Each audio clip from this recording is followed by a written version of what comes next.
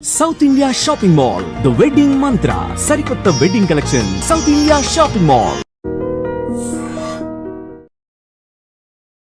భైరవం ఈ పేర్లు ఏంటి చాలా టిపికల్ గా ఉన్నాయి. మనం తీసుకున్న కథను బట్టి కథలో నుంచే వస్తుంది కదా టైటిల్. ముగ్గురు హీరోలు అయితే మాకు కనిపిస్తున్నారు, but who is the villain అనేది కనిపించలేదే మాకు అసలు. రేపు థియేటర్లో ఆడియన్స్ చూసింది అర్థం అవుతుంది అండి. రేపు ట్రైలర్ వస్తుంది, ట్రైలర్ వచ్చిన తర్వాత విలన్స్ ఎవరైనా మొత్తానికి ఓపెన్ అవుతుంది. ఇప్పుడు టీజర్ రిలీజ్ చేసింది. భైరవం అంటే మీరు కాలభైరవుడు అంటున్నారు, అదేమో శివుడికి సంబంధించి, బట్ మాకు అక్కడ అమ్మవారి విగ్రహము కనిపిస్తుంది, నామము అంటే ఉగ్ర నరసింహ రూపం కూడా కనిపిస్తుంది. ఒక అమ్మవారి టెంపుల్కి కాలభైరవుడు క్షేత్రపాలకుడు అనమాట. అమ్మవారి టెంపుల్ మాన్యానికి సంబంధించిన కథ రన్ అవుతూ ఉంటుంది. చాలా క్షేత్రాలకి చాలామంది క్షేత్రపాలకులు ఉంటారు. మనం వాళ్ళని పూజిస్తామా లేదా క్షేత్రంలో ఉన్న దేవుని పూజిస్తామా? ఇది కంప్లీట్గా ఒక డివోషనల్ డిఫరెంట్ జానర్ కిందకి వెళ్ళిపోయారు మీరు. సొంత అన్నదమ్ముల్లాగా ఉండే ఒక ముగ్గురు ఫ్రెండ్స్ మధ్యన, ఫ్యామిలీ మధ్యన జరుగుతున్న కాన్ఫ్లిక్ట్స్ ఎలా ఉంటుందంటే ఆ టెంపుల్కి సంబంధించిన ఒక గుడి మాన్యానికి సంబంధించి. విజయ్ కనకమేడల్ గారు చాలా చాలా తక్కువ మాట్లాడతారు అనేది ఒక ఫీల్ ఉంది. సో ఇంతమంది స్టార్ క్యాస్ట్ పెట్టుకొని మల్టీ స్టార్ అని పెట్టుకొని ఎలా డీల్ చేశారు? తక్కువ మాట్లాడను కాబట్టి చాలా ఈజీ అయిపోయిందంటే. ఎక్కువ మాట్లాడితే ప్రాబ్లమ్స్ వచ్చావు కానీ అంటే బేసిక్గా తక్కువ మాట్లాడతాను కాబట్టి నాకు. హాయ్, హలో, నమస్తే, నేను Kavitha. Welcome to I dream. మనతో పాటుగా ఒక వెరీ స్పెషల్ గెస్ట్ ఉన్నారు. తన సన్నిహితుల మాటల్లో చెప్పాలంటే తను చాలా తక్కువ మాట్లాడతారు. తన సినిమాలే తనేంటో చెప్తాయనేది. నాంది సినిమాతో బోణీ కొట్టి, ఉగ్రం సినిమాతో తనేంటో చూపించి, ఇప్పుడు భైరవం సినిమాతో మూడో విజయాన్ని ముగ్గురు హీరోలతో సొంతం చేసుకోబోతున్నటువంటి దర్శకుడు విజయ్ కనకమేడల ప్రస్తుతం మనతో పాటుగా ఉన్నారు. హలో విజయ్, నమస్తే. హాయ్, నమస్తే అండి. So congratulations and best wishes to you. Thank you అండి. సో యూజువల్గానే ఒక హ్యాట్రిక్ అనేది ఒక టెన్షన్, ఎక్సైట్మెంట్, యాంగ్జైటీ అవన్నీ ఉన్నాయా మీకు ఇప్పుడు? అదే లేదండి, ఏమీ లేదు, చాలా కూల్గా ఉన్నాను. సో నాంది, ఉగ్రం, భైరవం ఈ పేర్లు ఏంటి చాలా టిపికల్గా ఉన్నాయి. ఎలా సెలెక్ట్ చేస్తారు, ఎవరు సెలెక్ట్ చేస్తారు? అంటే కథలను బట్టేనండి. మనం తీసుకున్న కథను బట్టి కథలో నుంచే వస్తుంది కదా టైటిల్. నాందిలో ఏంటంటే తను ఒక 211 సెక్షన్కి ఒక నాంది ఒక ఫస్ట్ స్టెప్గా తీసుకున్నాడు కాబట్టి నాంది అని పెట్టాము. ఉగ్రంలో ఏంటో ఒక ఫిరిషియస్ కాపు తన ఒక ఉగ్ర రూపం చూపిస్తారు కాబట్టి దానిగా ఉగ్రం పెట్టాము. ఈ భైరవంకి వచ్చేసరికి ఈ సినిమాలో ఒక కాలభైరవుడిది ఒక థీమ్ ఉంటుంది అనమాట. అందువల్ల కాలభైరవుడి థీమ్ నుంచి తీసుకొని భైరవుని పెట్టాం. టోటల్ కథకి కాలభైరవుడు కంక్లూజన్ ఇస్తాడు, అందుకోసం భైరవుని పెట్టాం. కాలభైరవుడు పవర్తో రన్ అవుతూ ఉంటుంది కదా. ముగ్గురు హీరోలు అయితే మాకు కనిపిస్తున్నారు, ఆ డ్యూయట్ సాంగ్లు అనేవి ఇవన్నీ ఉన్నాయి, but who is the villain అనేది కనిపించలేదే మాకు అసలు. రేపు థియేటర్లో ఆడియన్స్ చూసిన అర్థం అవుతుంది కదండి. రేపు ట్రైలర్ వస్తుంది, ట్రైలర్ వచ్చిన తర్వాత విలన్స్ ఎవరైనా మొత్తానికి ఓపెన్ అవుతుంది. ఇప్పుడు టీజర్ రిలీజ్ చేసింది. ట్రైలర్ వచ్చిన తర్వాత విలన్స్ ఎవరు ఇంకా మిగతా క్యాస్ట్ అంతా కూడా ఓపెన్ అవుతుంది కదా. జయసుధా గారి వాయిస్ అయితే ఉంది, జయసుధా గారు అయితే కనిపిస్తున్నారు అక్కడ. సో టీజర్ అయితే ఫుల్ సక్సెస్ఫుల్ గా వెళ్ళింది. ఆ తర్వాత వెన్నెలా సాంగ్ కూడా క్రియేటెడ్ రికార్డ్.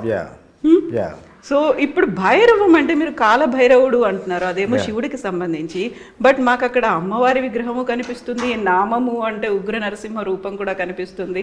ఏంటి ముగ్గురు ఉన్నారా ఇందులో? శైవం, వైష్ణవం? అలా కాదండి. ఒక అమ్మవారి టెంపుల్కి కాలభైరవుడు క్షేత్రపాలకుడు అనమాట. అమ్మవారి టెంపుల్ బ్యాక్డ్రాప్లో జరుగుతూ ఉంటుంది, కానీ క్షేత్రపాలకుడు భైరవుడు. అమ్మవారి టెంపుల్ మాన్యానికి సంబంధించిన కథ రన్ అవుతూ ఉంటుంది. దాన్ని కాపాడుకోవడం కోసం ఆ క్షేత్రపాలకుడు ఆయన కాలభైరుడు దాన్ని ఎలా కాపాడుకున్నది కథ.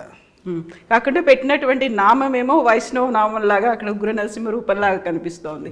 యూజువల్ గా వైష్ణవం కాలభైరవుడు అంటే ఇలా అడ్డబొట్టు ఉంటుంది, కాదు కదా, ఇది నిలువు బొట్టుతో కనిపిస్తుంది. అంటే వాళ్ళు ఇప్పుడు కాలభైరవు ఆ క్షేత్రానికి పాలకుడు కాలభైరవుడు, కానీ కాలభైరుడు పూజించట్లేదు వీళ్ళు. ఇప్పుడు చాలా క్షేత్రాలకి చాలా మంది క్షేత్రపాలకులు ఉంటారు. మనం వాళ్ళని పూజిస్తామా లేదా క్షేత్రంలో ఉన్న దేవుని పూజిస్తామా?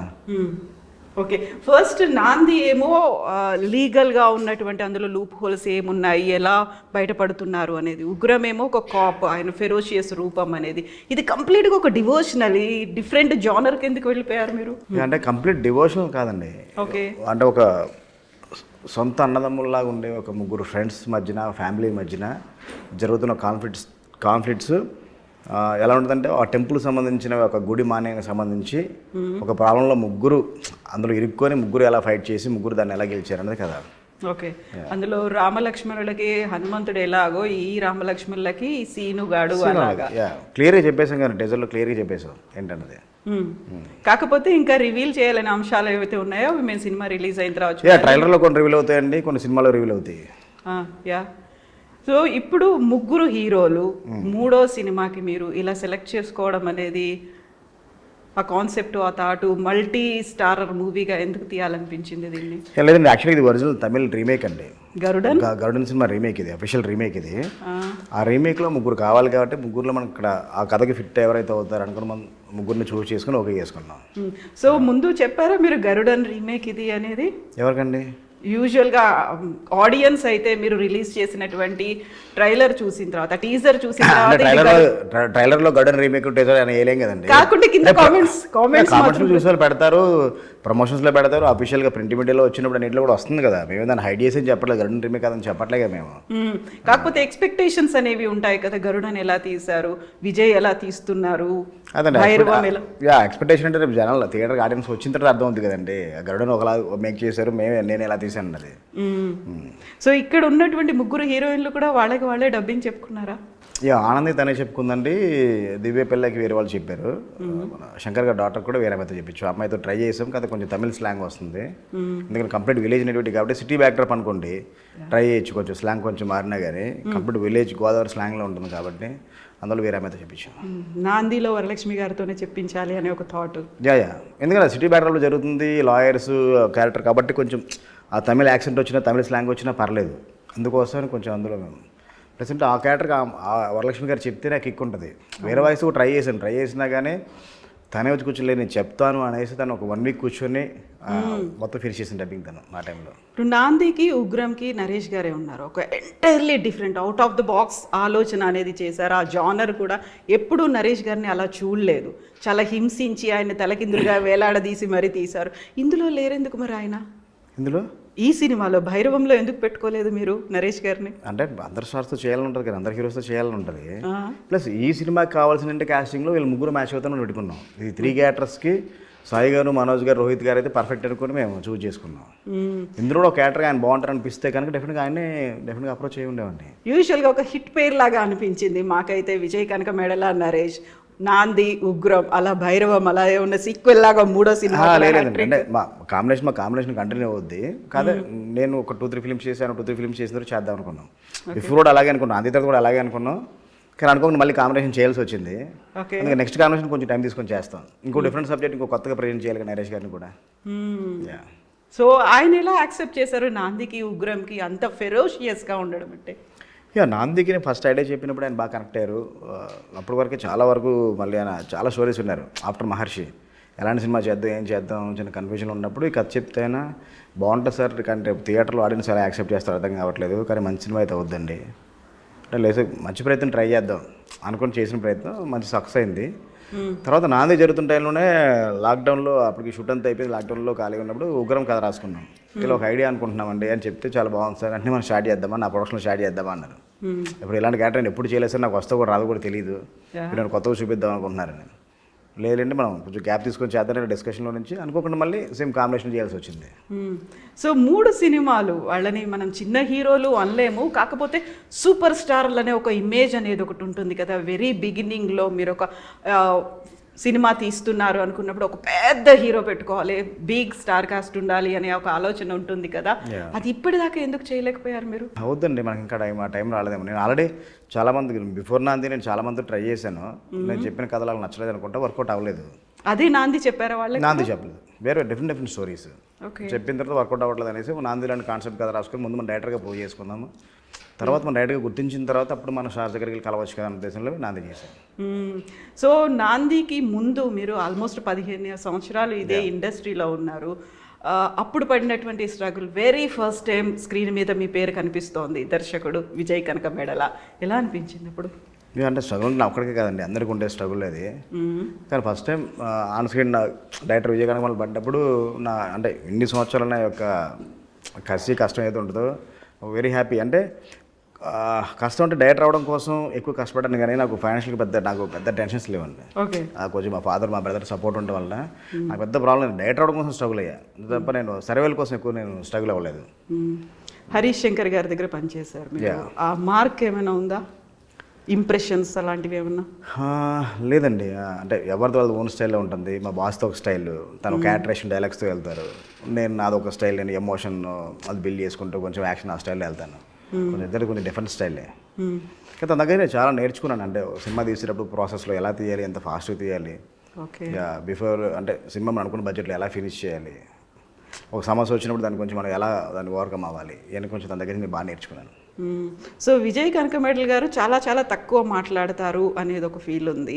సో ఇంతమంది స్టార్ కాస్ట్ని పెట్టుకొని మల్టీ స్టారర్ పెట్టుకొని ఎలా డీల్ చేశారు, ఎలా ముందుకెళ్ళారు అసలు? తక్కువ మాట్లాడాను కాబట్టి చాలా ఈజీ అయిపోయిందంటే. ఎక్కువ మాట్లాడితే ప్రాబ్లమ్స్ వచ్చావు కానీ అంటే బేసిక్గా నేను తక్కువ మాట్లాడతాను కాబట్టి నాకు ఎక్కువ ప్రాబ్లం లేకుండా అయిపోయింది. అంటే ఎక్కడ కూడా నాకు ప్రాబ్లం రాలేదు, ఎందుకంటే ముగ్గురు కూడా వాళ్ళు ఆఫ్లైన్లో కూడా మంచి ఫ్రెండ్స్ వాళ్ళు. రోహిత్ గారు, మనోజ్ గారు చాలా క్లోజ్ ఫ్రెండ్స్, చిన్నప్పటి నుంచి కలిసి పెరిగిన వాళ్ళు. సమ్మర్ హాలిడేస్లో ఎవ్రీ సమ్మర్ హాలిడేస్లో ఒక ఇద్దరిది అమ్మమ్మ గారి ఊర్లో ఒకటే అనమాట.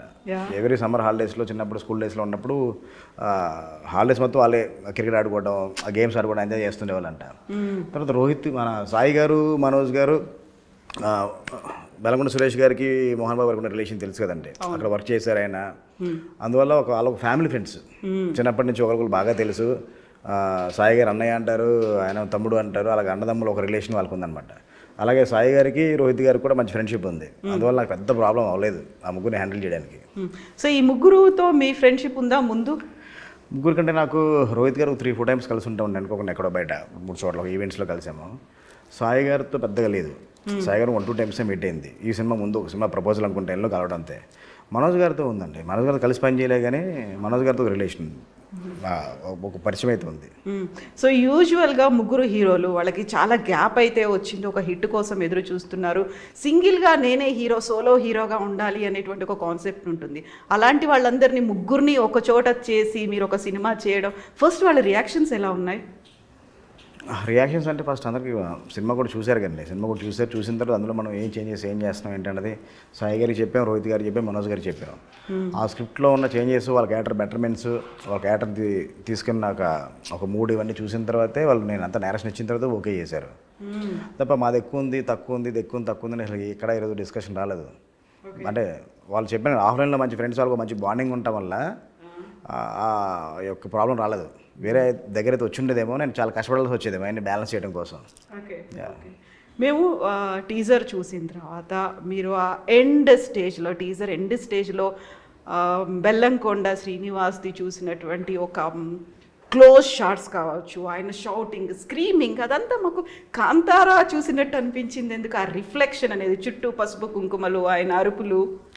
కాంతారా రిఫ్లెక్షన్ కాదండి, ఆ కథలో ఒక మెయిన్ కోర్ ఎమోషనల్ వచ్చే సీన్ అది. ఆ సీన్కి అది కావాలంటే బేసిక్ అంటే అక్కడ కాలభైరవుడు పోతాడు ఆ క్యారెక్టర్కి. అంటే పూనకం వచ్చినప్పుడు ఎవరైనా అదే చేస్తారు. ఇక్కడ తెలంగాణలో మనకి చాలా వరకు అంటే మనకి బోనాల టైంలో, జాతర టైంలో పూనకం వస్తుంది. అది ఇండియావాడు ఎక్కడ జరిగినా ఏం చేసినా ఎవరైనా అదే చేయాల్సిందే, అది మారదు కదా. కథలో ఉన్న ఎలిమెంట్లో తీసుకున్నది కాబట్టి పూనకం వచ్చినప్పుడు ఎవరైనా అలా బిహేవ్ చేస్తారు. అందులో వచ్చింది తప్ప కాంతారా రిఫ్లెక్షన్, కాంతారా యొక్క ఇంప్రెషన్ అయితే అసలు ఏమీ లేదు. సో దాని కింద ఉన్నటువంటి కామెంట్స్లో చాలా వరకు చాలా రోజులు అవుతుంది ఒక డివోషనల్ మూవీ మేము చూసి, దాన్ని ఇది మాకు ఆ గ్యాప్ని ఫుల్ఫిల్ చేస్తోంది అన్నట్టుగా కామెంట్స్ అయితే కనిపించాయి. కంప్లీట్గా మీరు డివోషనల్ జానర్ అనట్లేదు, ఇది ఒక ఫ్రెండ్షిప్ ఉంది, అక్కడ విలేజ్ బ్యాక్ డ్రాప్ ఉంది. ఓవరాల్గా భైరవం గురించి అంటే ఏం చెప్తారు మీరు? అంటే ఒక విలేజ్లో ఒక ఆర్గానిక్గా ఉండే ఒక ఎమోషన్స్తో కలవడం ఉన్న ఒక ఒక ఫ్యామిలీ మధ్యలో ఒక ఆర్గానిక్ ఎమోషన్స్ ఉంటాయి సినిమాలో. అంటే మన సిటీలో పొల్యూటెడ్ అయిపోయిన ఎమోషన్స్ కాకుండా ప్యూర్ ఆర్గానిక్ ఎమోషన్స్ ఉంటాయి. వాళ్ళ మధ్యన ఒక ఇష్యూ వచ్చి ఎలా డిస్టర్బ్ అయ్యారు, మళ్ళీ అందరూ ఒక తాటిపైకి ఎలా వచ్చారు, ఒక హ్యాపీ ఎండింగ్తో ఎలా వెళ్ళాం అన్నదే కదండి, అంత క్లియర్గా ఉంటుంది. సో నాకు ఈ ముగ్గురిని చూస్తే ముగ్గురులో కూడా గడ్డం కనిపిస్తుంది. మీకు గడ్డం ఏమైనా సెంటిమెంట్ ఉందా? అలా ఏం లేదండి. మీరు ఒకసారి అబ్జర్వ్ చేయండి, ఇలా చూడండి, ముగ్గురిది గడ్డం మెయింటైన్ చేశారు.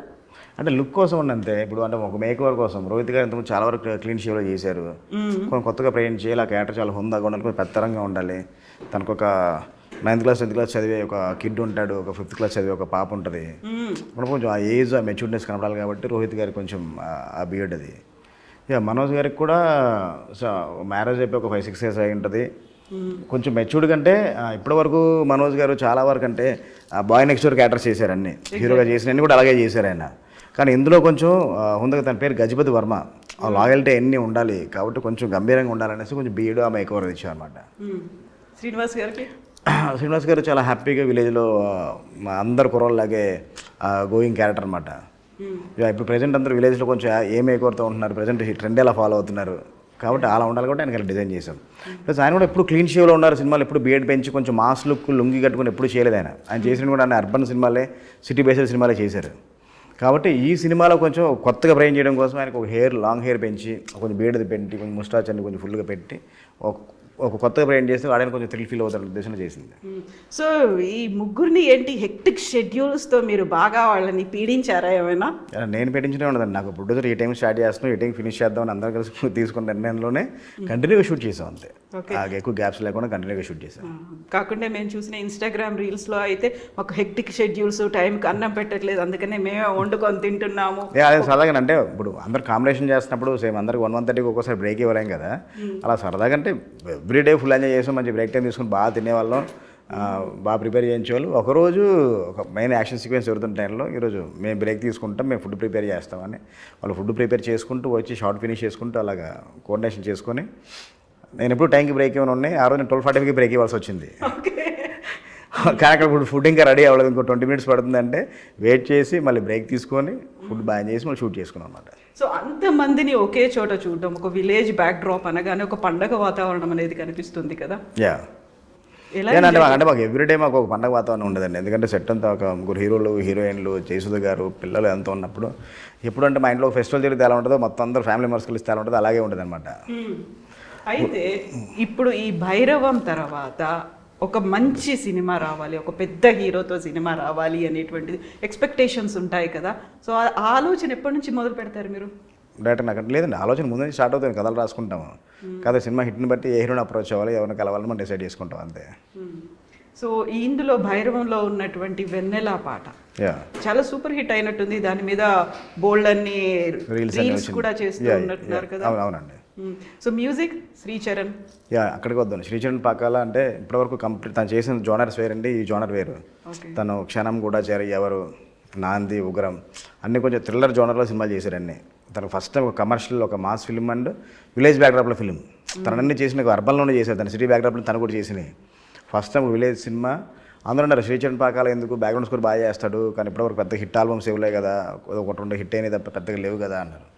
లేదు, ఇప్పటివరకు తనకి ఇలాంటి కథ పర్లేదు, ఇలాంటి స్టోరీని బట్టే, స్టోరీలో నుంచి వచ్చే సిచ్యువేషన్ బట్టే సాంగ్స్ వస్తాయి. కాబట్టి నాకు నమ్మకం ఉందని కూర్చొని బ్రో ఇలా ఉంటుంది, ఇలా ఉన్న సిచ్యువేషన్ చెప్తే తను చేశాడు. చాలా మంచి ఆల్బమ్ ఇచ్చాడు. వెళ్ళిన సాంగ్ సూపర్ హిట్ అయింది. తర్వాత భైరవం టైటిల్ ట్రాక్కి చాలా మంచి పేరు వచ్చింది. ఫ్రెండ్షిప్ ఫ్యామిలీ సాంగ్ కూడా రిలీజ్ చేసాం ఒక 3 days బ్యాక్. అది చాలా మంచి అప్లాజ్ ఉంది. ఇప్పుడు ట్రెండింగ్, యూట్యూబ్ ట్రెండింగ్లో ఉంది అది. తర్వాత నెక్స్ట్ ఇంకొక మాస్ మసాలా సాంగ్ ఉంటుంది, ఒక సెట్ సాంగ్ ఒకటి. అది విన్నాక అందరూ నిజంగా శ్రీచరణ్ పాకాలని చేశాడా, నేను శ్రీచరణ్ పాకాల ఎంతవరకు మనం వేరే పర్స్పెక్టివ్లో చూసాము, మనకు కూడా కమర్షియల్ మ్యూజిక్ కూడా చేయగలడు అన్న పర్స్పెక్టివ్ మారిపోద్ది ఆ సాంగ్ తర్వాత అందరికీ. సో శ్రీచరణ్ పాకాలతో మీకు సెంటిమెంట్ కూడా ఉన్నట్టుంది. అందరం టోటల్ అంటే టెక్నీషియన్స్ మొత్తం ఉండే ఒక ఈవెన్ శ్రీచరణ్ పాకాలే కాదు, ఎడిటర్ చొట్టకే ప్రసాద్, ప్రొడక్షన్ డిజైనర్ బ్రహ్మకడలి, మా writers Thummu Venkata and Satya and screenplay writer Ramachandra, అందరూ ఫస్ట్ నుంచి మీ అందరూ ఫ్రెండ్స్ అండి. అలా కలిసి ఒక టీమ్గా ఫామ్ చేస్తాం అంతే. సో ఇక్కడ టీజర్ లాంచ్ టైంలో మనోజ్ ఒక మాట చెప్పారు, అందరం మేము బ్రదర్స్ లాగా కలిసిపోయాము, ఒక అన్న దొరికాడు, ఒక తమ్ముడు దొరికాడు, ఒక ఫ్యామిలీ అనేది ఉంది అనేది. సో ఆ బాండ్ అనేది యూజువల్లీ ఒక సినిమా తర్వాత ఎండ్ అయిపోతుందా అనేది ఒక ఫీల్ అనేది ఉంటుంది కదా. What was the reaction film అయిపోయింది షూటింగ్ అన్నప్పుడు? లేదంటే ఒక ఫుల్ ఫిల్మ్ మొత్తం అంటే ఒక ఫ్యామిలీ ఫ్రెండ్స్ లాగా మనం ఆ మూవ్ కూడా చేసాం. ఒక మంచి అంటే కథలో ఉన్న ఎమోషన్స్ కూడా అలాంటివి కాబట్టి అందరూ బాగా సింక్ అయిపోయాం అనమాట.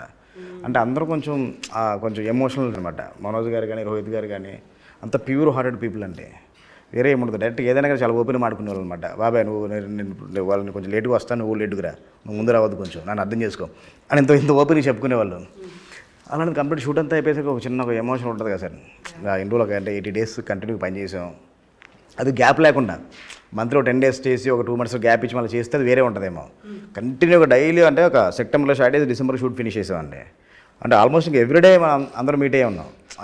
షూట్ లాస్ట్ ప్యాకప్ చెప్పే రోజు నాడు చిన్న పెయిన్ అయితే ఉంటుంది. మళ్ళీ ఎప్పుడు కలుస్తూ ఉంటాను కానీ ప్రమోషన్స్లో మళ్ళీ కలుస్తున్నాము.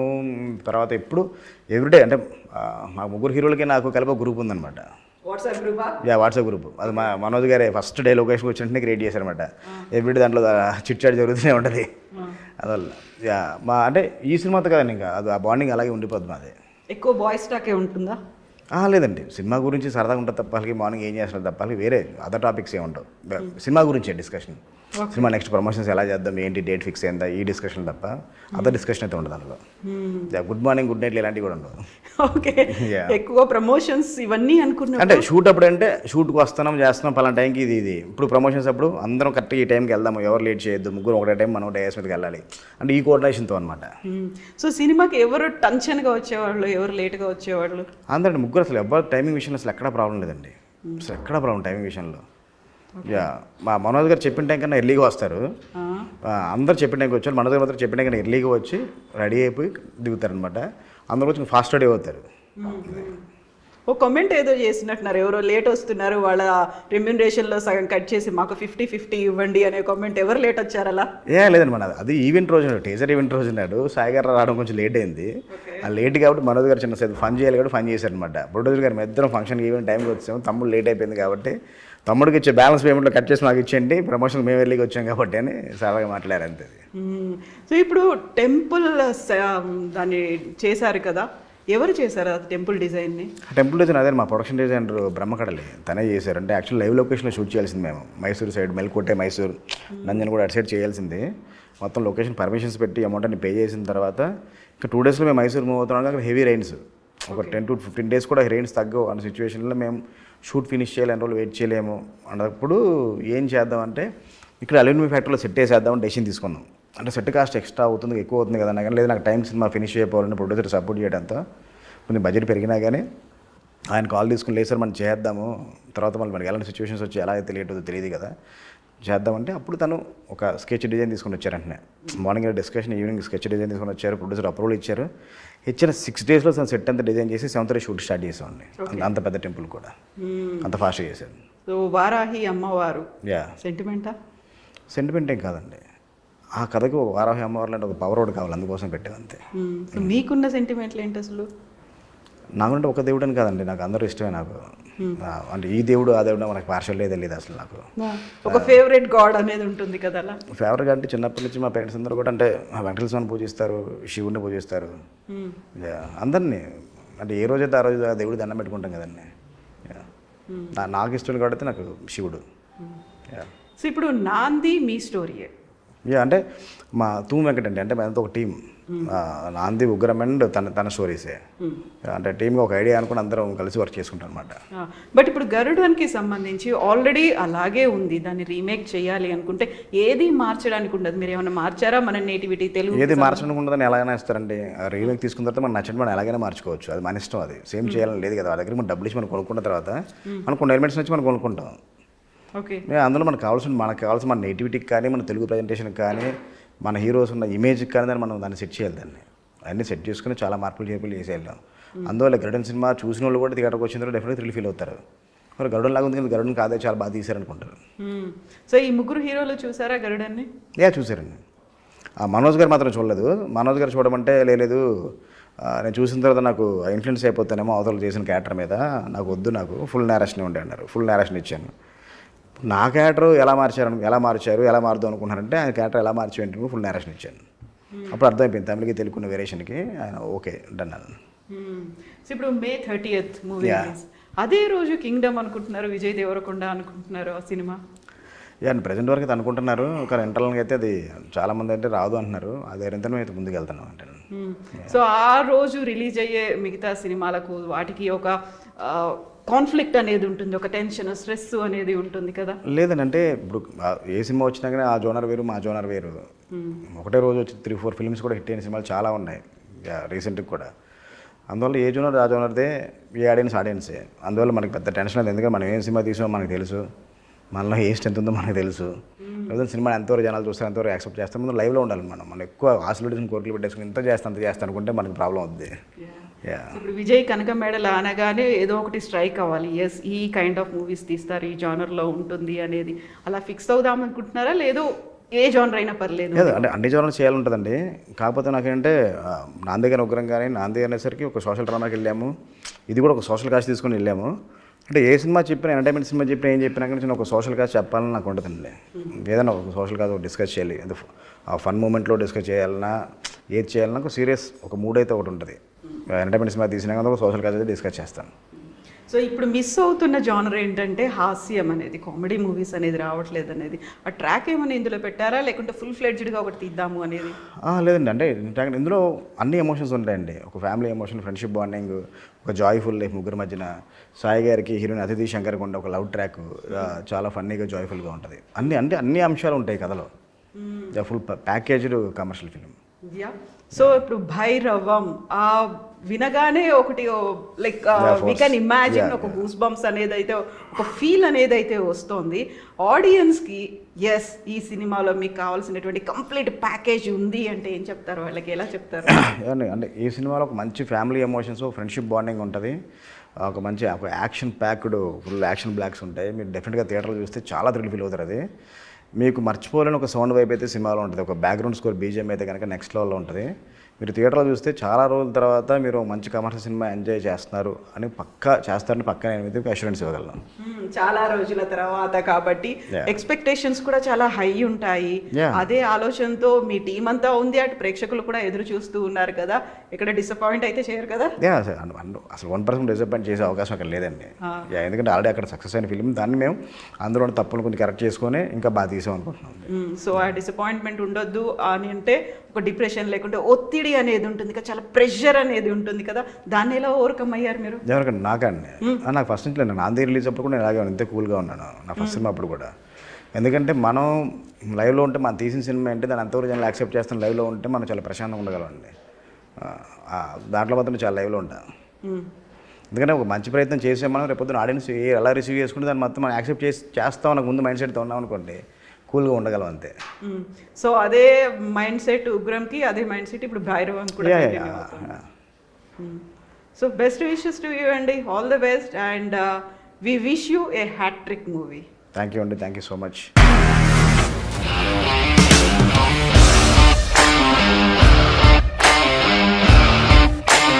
ఇండస్ట్రీలో కమిట్మెంట్ ఇష్యూస్ వస్తే నీకు కూడా వచ్చినట్టు మార్నింగ్ తీసుకెళ్ళాలంటే కొట్టి పడేసారు.